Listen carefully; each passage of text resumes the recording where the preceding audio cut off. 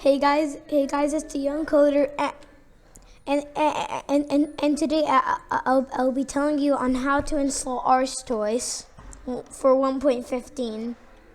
So first you have to install the arstois folder.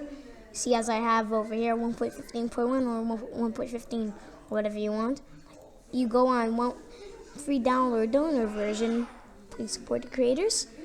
And you can select 1.15.1, Minecraft 1.15, 1.14, 1.13, 1.12. But of course we want 1.15, so you go ahead and select that, and yeah,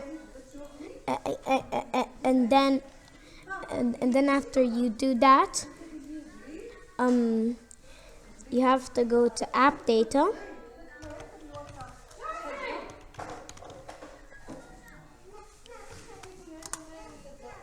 Then you go to Minecraft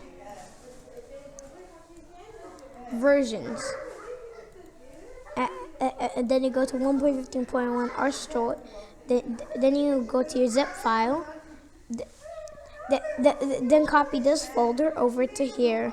See, I've already done that, so yeah. And then you should have it. So guys, thank you for watching this quick tutorial. I'll see you tomorrow.